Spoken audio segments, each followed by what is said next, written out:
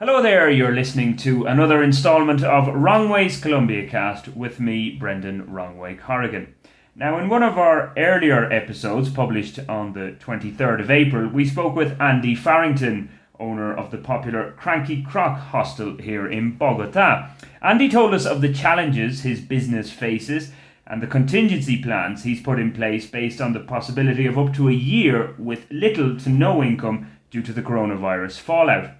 While there is some wage related government assistance for the sector, many hotel and hostel owners feel they have been largely abandoned, part of an industry that has been arguably the most badly hit in this pandemic, that of course being tourism.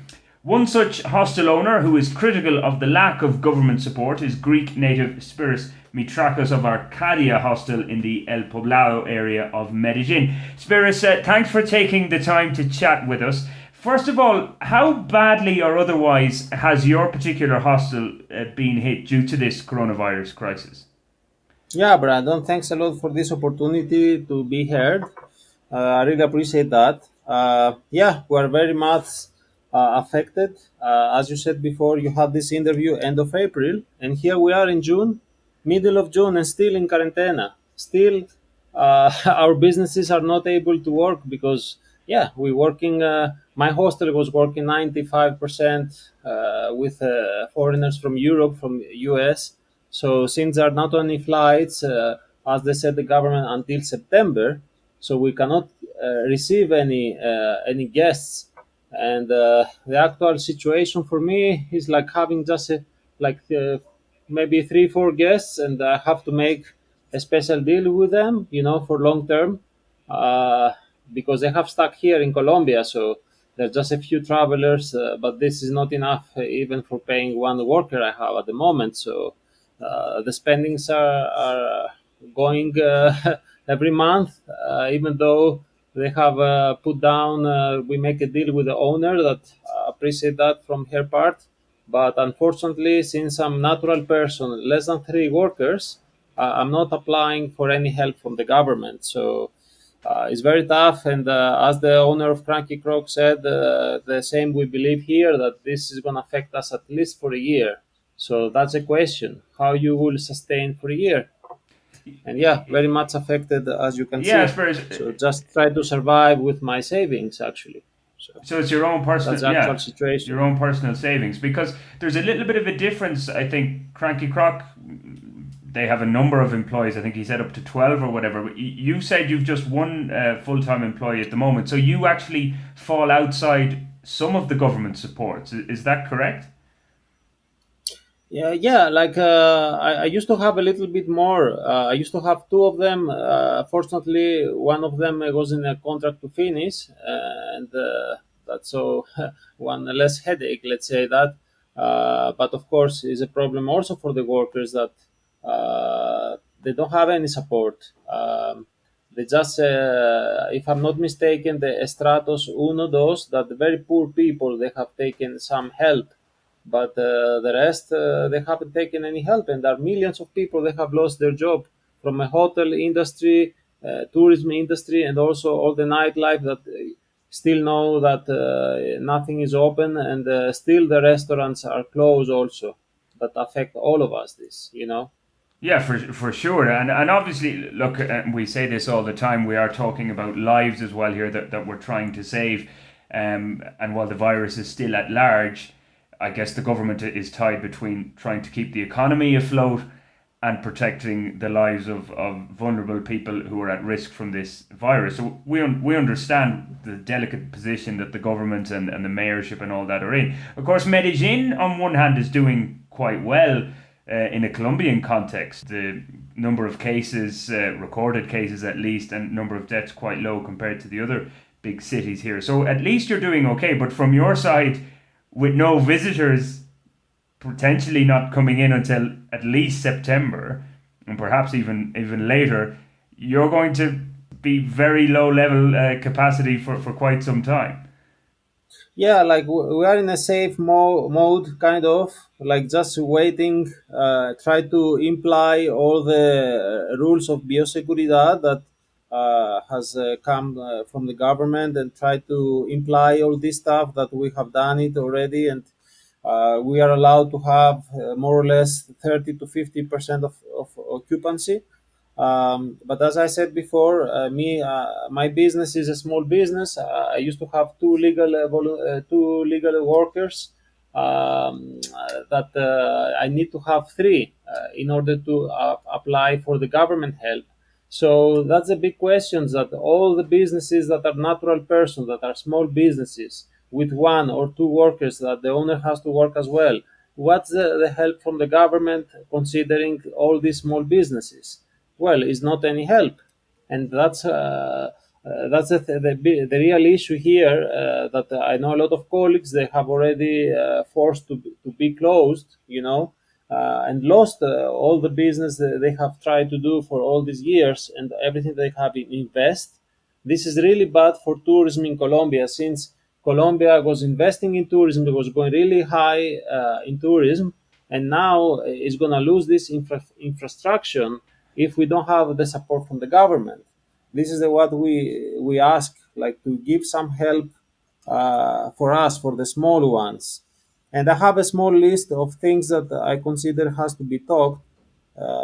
So yeah, if you Well, want me to go yeah, through this yeah. Go list, go through that because I I can. wanted to ask you, yeah, to talk about specifics, what you think the government or what you want the government to do for you exactly.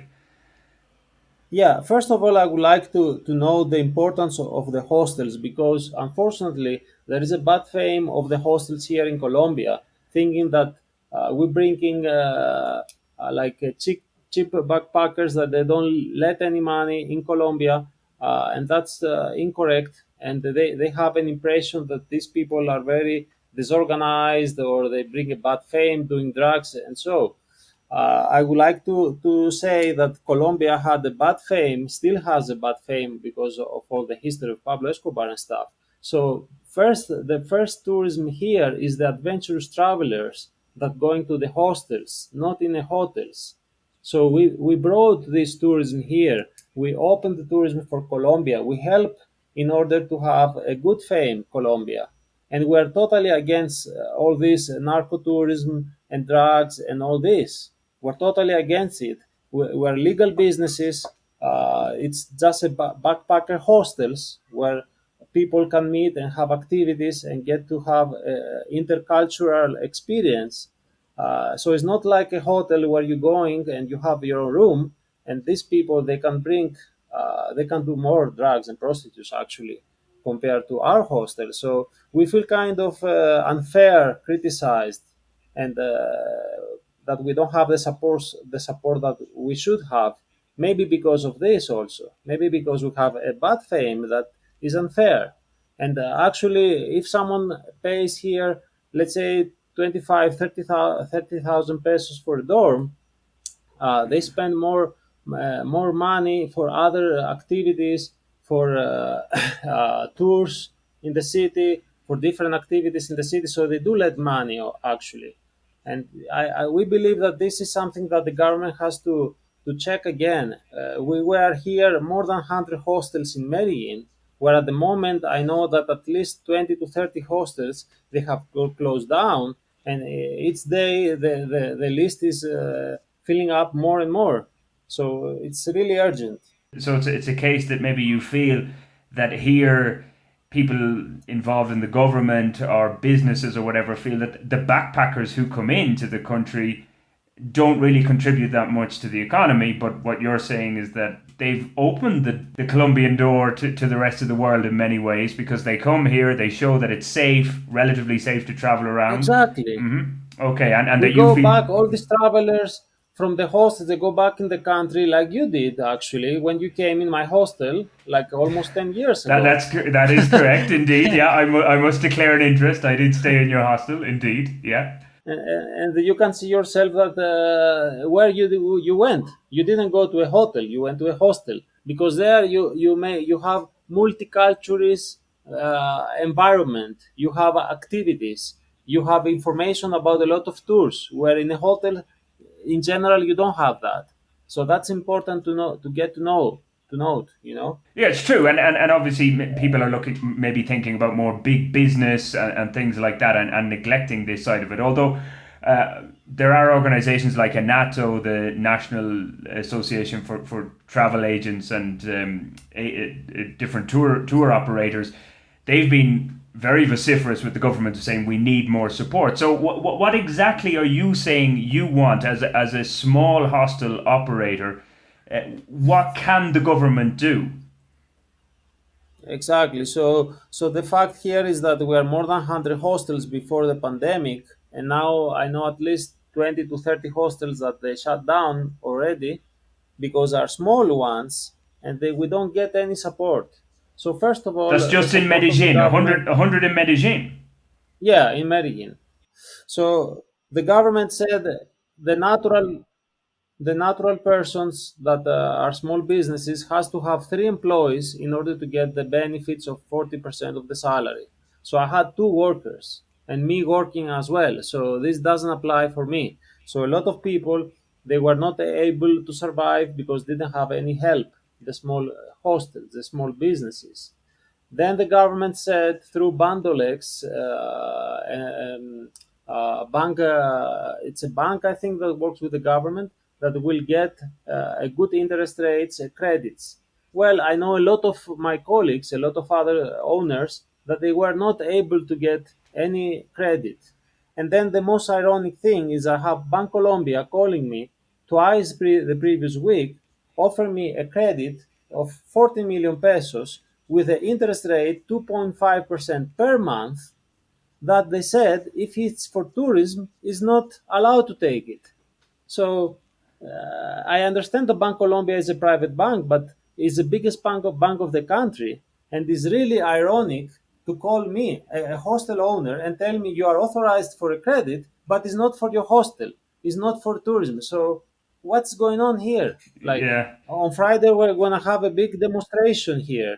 Uh, all that were affected, like bar discotheques in tourism, we're gonna have a big caravan of help called, to try to demonstrate and show how much we're affected. And yeah, it's pretty ironic this of the part of Well, Bank Colombia, So indeed, I want to come back to that point on the bank loan because it seems a bit contradictory in terms, but in terms of the protest and your own calls for opening up, I guess is that what you're saying, or is it more for help? Because as I mentioned earlier, you have to balance, and it's a delicate balance for the authorities between opening up the city or the country while we still have the pandemic to deal with. So that's the delicate situation so they're in. so So your protest is more about getting help rather than opening the city. Is that correct? So look, in this protest, it's all mixed. So the restaurants and bars, that's a different thing because they work with the locals, and that's a different thing here. That in Mm-hmm. Medellin the cases are very few, and still they haven't opened the restaurants. That's also something that affect us irrelatively, indirect, let's say, because someone comes in a hostel for tourism because he wants to go out in a discotheque, in a bar, in a nice restaurant. So if everything is closed, we don't get guests. As they haven't closed us down, they never close us down. At least not uh, from a general from the government. I know locally they have closed down some places, but we never get an order to close down. That's why we were able to work still with some guests. They just get locked here in Colombia. But we are asking a few help from the government or the small ones. And if you like, I can tell you precisely what we're asking in order to be able to survive. Because Yeah, as I said before, yeah. uh, losing the structure of tourism is not going to help bringing back the tourism, something that Colombia really needs. Yeah, no, for sure, Spirits. Do indeed tell us exactly what you want. I mean, we want to hear specifics, and I just want to say we're probably battling a little bit of a dodgy line here, but I can hear you pretty loud and clear with a bit of a delay, so it's okay. So yeah, tell us Yeah. the specifics. What do you So want then, so sir? yeah, me personally, I got a good deal with the owner of the property where I'm renting my house for my hostel for my business. But I know a lot of other owners. They haven't the owners of the houses where they rent they have the commercial property. They don't make them a good discount in order to sustain because Even if in September the flights, international flights are open again, it doesn't mean that will come a bunch of tourism again here, So this is gonna affect us at least up to December this year, and much more. So we need a good deal for renting for long period. That a lot of owners of the houses, they don't want to fail more than 50%, and paying 50% of the renting without having any income is impossible. So this is what we're asking: a small help from the government, maybe to help us to pay like 10% or 50% or something like that. Then, on the other hand, we understand that the owners have spendings like the impuesto predial, that's the taxes they have to pay for their own property. So we consider that the government should give them a help as well, in order someone to be solidary to us, someone has to be solidary to them, and this is the government. This is the same how it happens in a lot of other countries in Europe.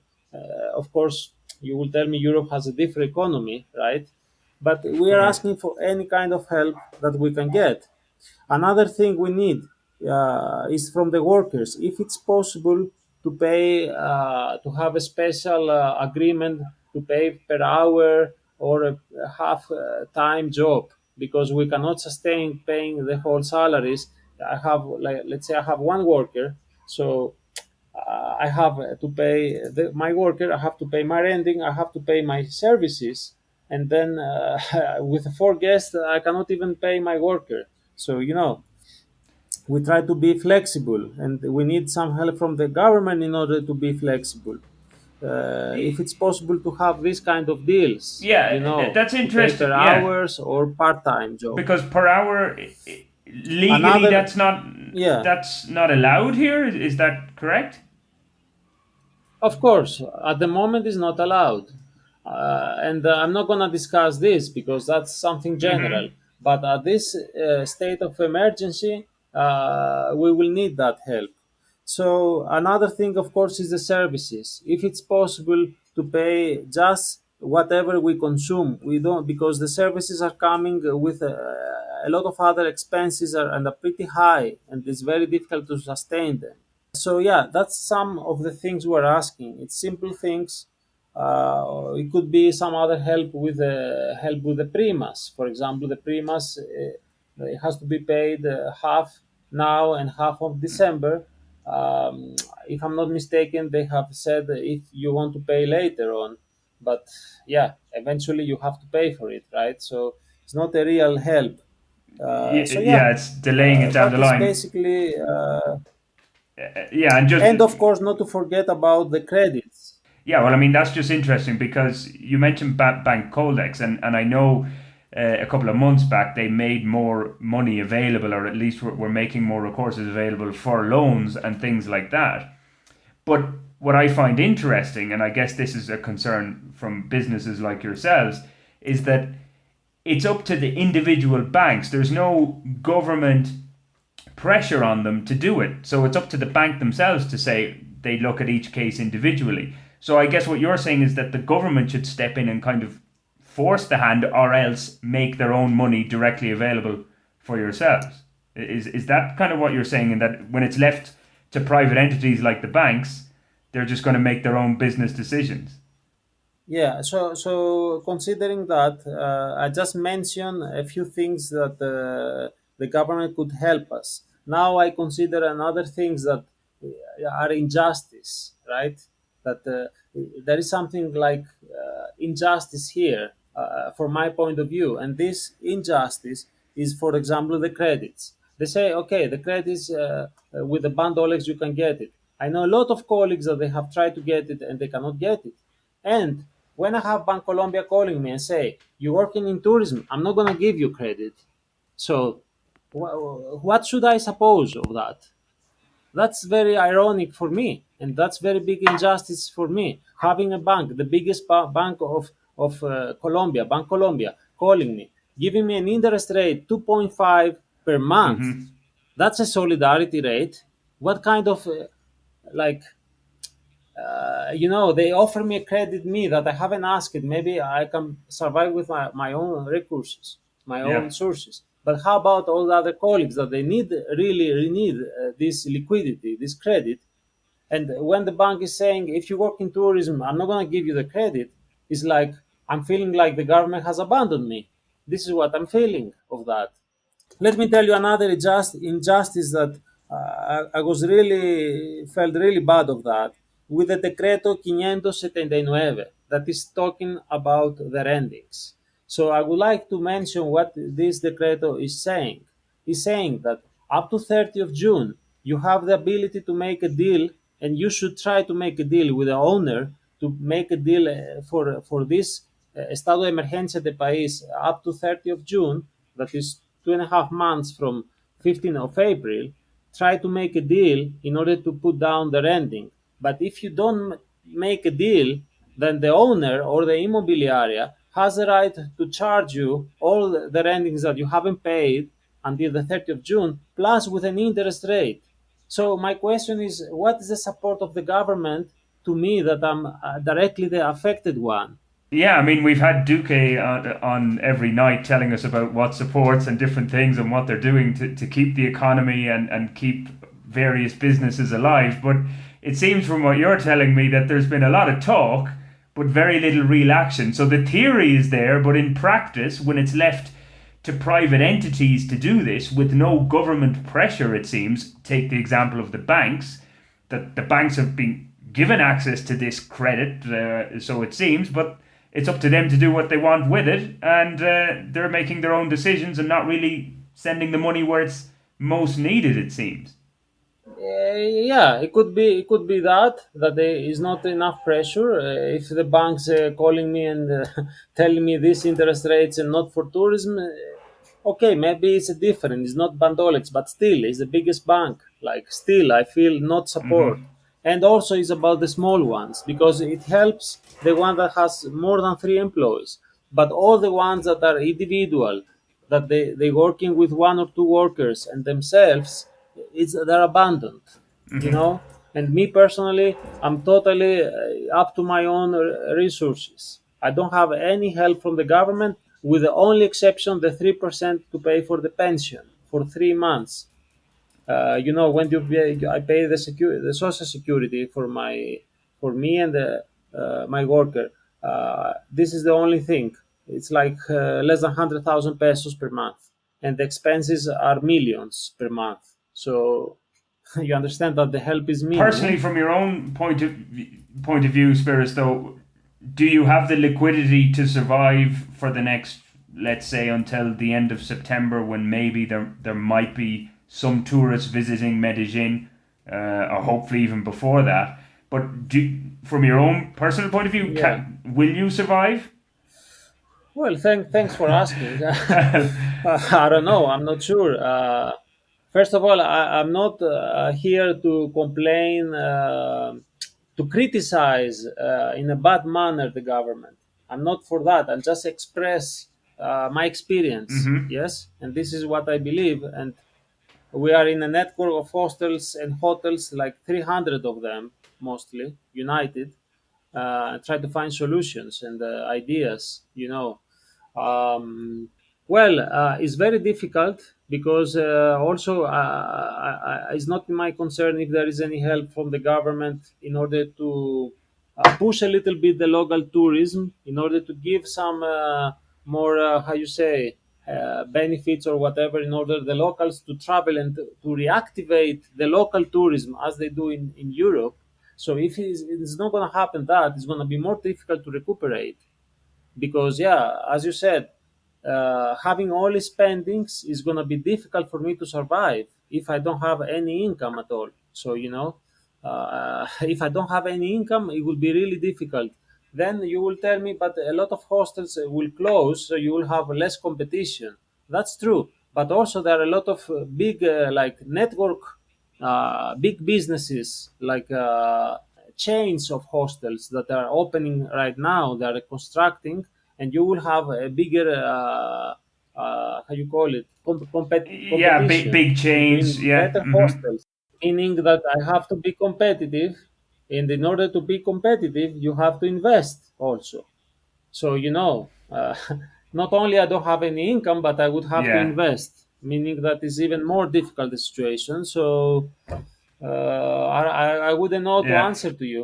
Difficult one, and nobody knows. I just hope. I just hope But I guess that and some try. people might You be a know. bit critical, or say in a country where there's so many poor people as well in various walks of life, that, well, Spirits, this is Colombia. This is kind of what you can expect from a developing country as opposed to a developed country in Europe or North America.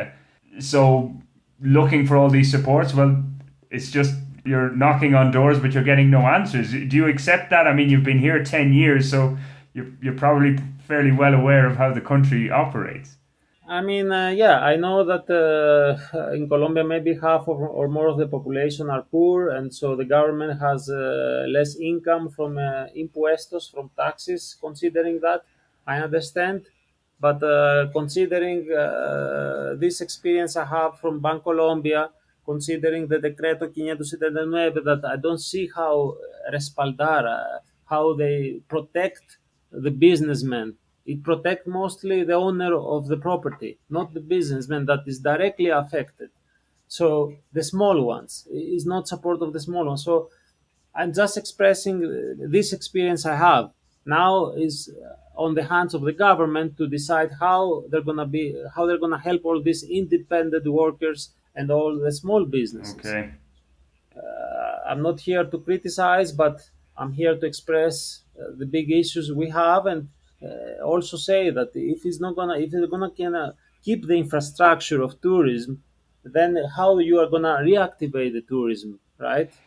You cannot do it only with the big ones. You need also the Yeah, small of ones. course, and we just don't know, I guess, how many foreign tourists are going to visit Colombia for the rest of the year and going into next year. Because yeah, we've Of course, Brandon, you have to consider that it's not only the coronavirus thing, is the socioeconomic effect. That it seems that they haven't really, now it seems they start to understand how big is going to be these socioeconomic effects.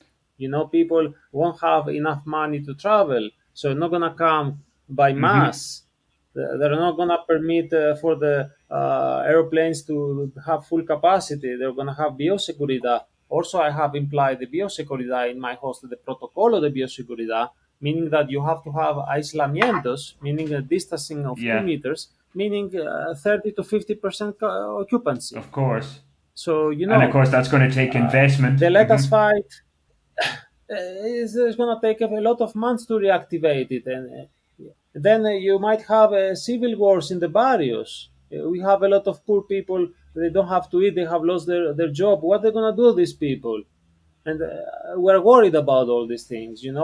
The social effects locally is going to affect also the tourism, the Of security course. of the country, and everything is going to Well, be two affected. questions just from that, leading from that, from a personal perspective again. Yeah, Number one, do you think yeah, you'll have to diversify then, that you just can't rely on being a hostel only?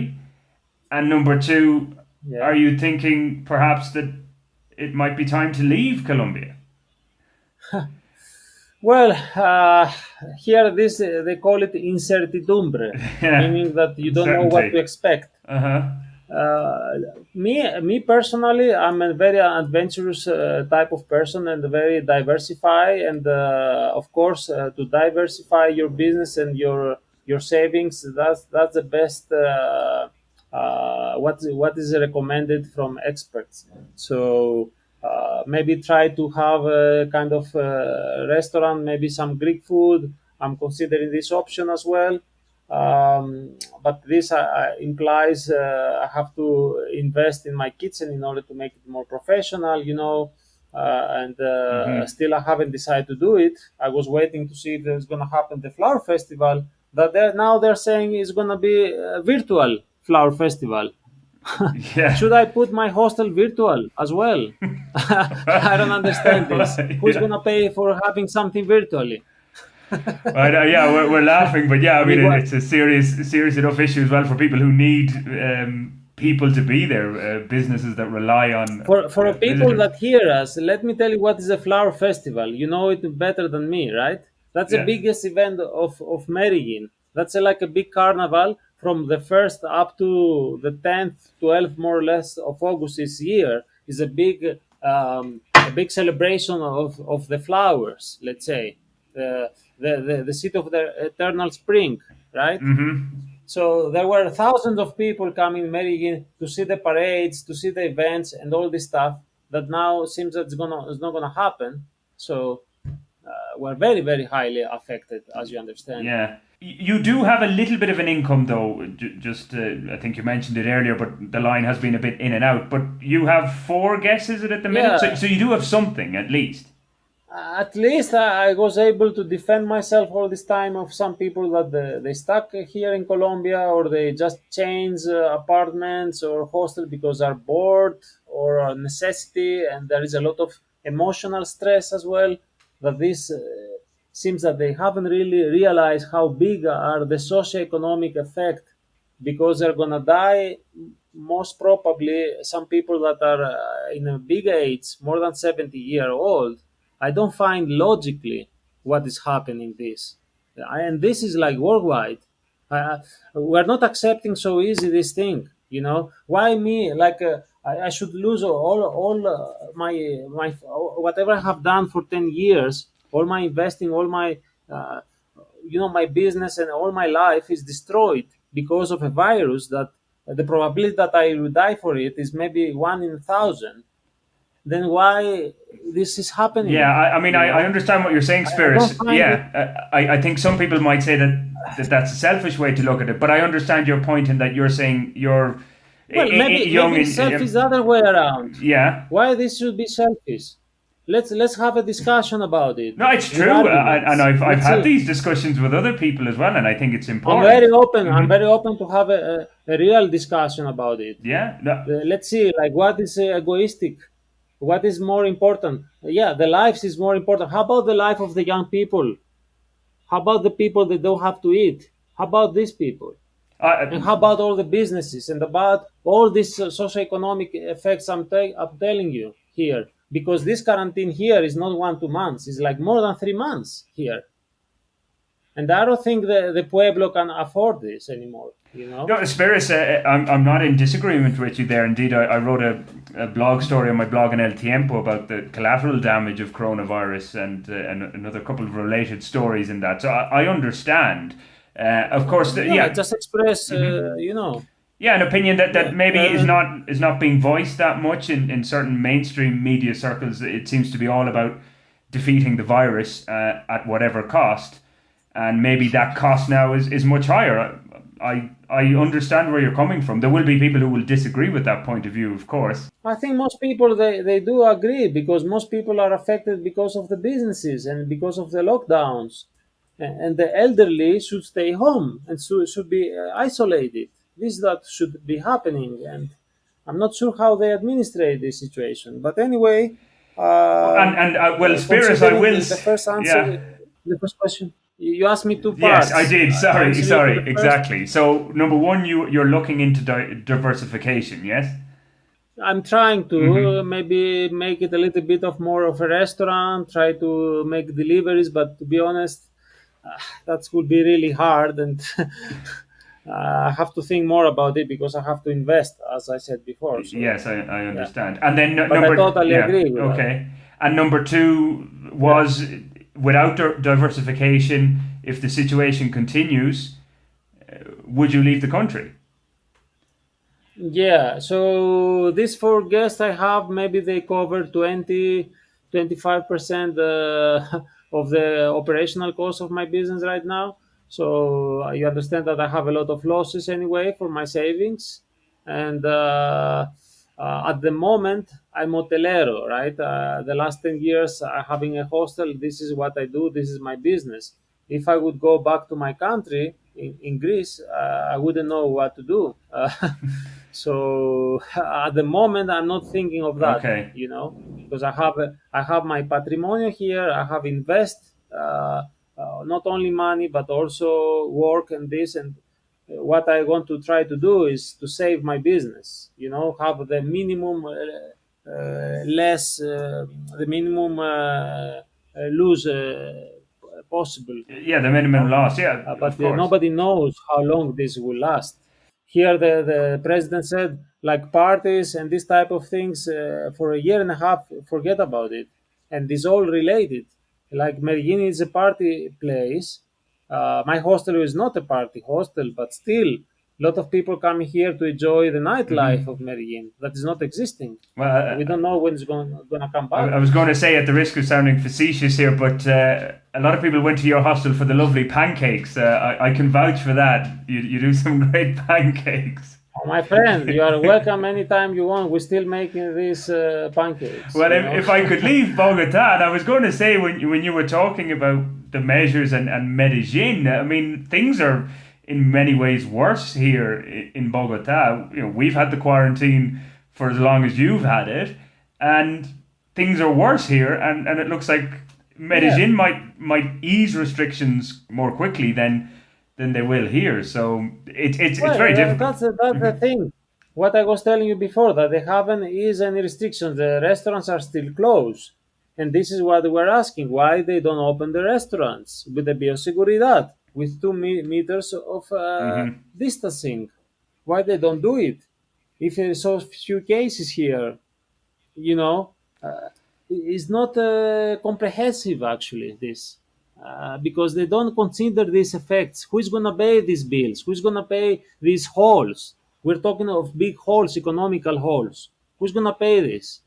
And this is coming. I believe is coming a big recession in South America, because South America doesn't have the capacity like with dollars or with euros or with these more developed countries, and the lockdowns here are even stronger and longer. Hmm. And I believe there's going to be a big recession that is coming now. This is already happening, and there's going to be more. And if they're waiting more, it's going to be much worse. And the other problem is that even though in municipality of Antioquia is a few cases, in July they permitted the local flights, and okay, that's good. But how they're gonna control the cases that will bring from the coast and from Bogota here and again contaminate this? So that's why there's a lot of insecurity of what's gonna happen here. Yeah, for sure. A lot of uncertainty. Yeah, and everything that you've said there, Spurs. I think you'll have a lot of people that will be in agreement with you in terms of, especially that how long will we continue with this quarantine? Well, let me tell you also what I believe in that, because I see the government tweets of the president. Oh, the numbers here are one of the best worldwide. The numbers here are the one of the best. The situation how we manage it is one of the best of all South America. Well, let me tell you that I don't believe that. I totally disagree. Right now in Colombia is almost 55,000 cases, and the rate, that's the most important thing, the rate of the new cases is not falling, is 4% each day, meaning 55,000, Hmm. another 2,000 cases, and each day is continuing at 4%. That's really bad. Well, yeah. I mean, That's nothing to yeah. compare how they manage, compare it to New Zealand, compare to Taiwan, compare to Singapore. Of course, this is developed countries, it's difficult to compare, but let's be objective. Yeah, that's That's true. not the That's reality. true. The reality is the opposite. Yeah. The reality is really bad, the Uh, numbers here. And if they continue these rates, it's going to be really worst. well, It's going yeah. to be like worse than Uh, Peru or like in Brazil. It's going to be. Again, the balance to that is that how lethal will it be? So it could be a case of perhaps reaching that magical herd immunity. That could also be another element. But Spurs, I think we're going into another conversation in terms of the medical side of it and the Yeah, scientific side of it. Obviously, the yeah, point yeah. of this was to talk about the supports that you're looking for your sector to Sure. keep yourself in business. Yeah, Yeah. I think I said all things I should Exactly, have Spurs, said. and I So, appreciate you yeah. taking the time. And we were battling a dodgy enough line. I don't know what it must be coming over the Andes Mountains. I totally appreciate that I was able to talk this through someone independent. Yeah, and look Yeah, at Spurs. As I said, hopefully the speak government, of the yeah, truth. will be able to meet some of your demands and your measures that you're looking for. And as you To be honest, mentioned, I don't have any big expectations, no. The estado de well, emergencia económica del país, they have already finished. And he has to apply for one more month, actually, in order to have estado de emergencia económica in order to apply new economical measures. Yeah. So it's not something simple to do. So I don't have any high expectations. As somebody said to me the other day, the difficult times might only be just starting in Colombia and South America in general. Yes. So yeah, Yes, could be a unfortunately. lot of difficult weeks and months ahead. But Spyros Mitrakos, if my Greek pronunciation is correct there, owner of the it is good, thank you. Owner of Arcadia Hostel, which I'm guessing people can find you on all the social media. Arcadia Hostel means paradise on earth, like Medellín. Wonderful, wonderful. Well, but Bogota's not too far behind. I'll stick up for Bogota here. Too chaotic for me. Thanks. It is indeed. Thanks a million for joining us on Wrong Ways Colombia cast. That's Spyros Mitrakos of Arcadia Hostel. And if you do want to contact us, remember here at the podcast, you can get in touch with me via the Twitter handle at WA Corrigan or via Facebook at my page there. That's Wrong Way Corrigan blog. But until the next time, ciao, ciao.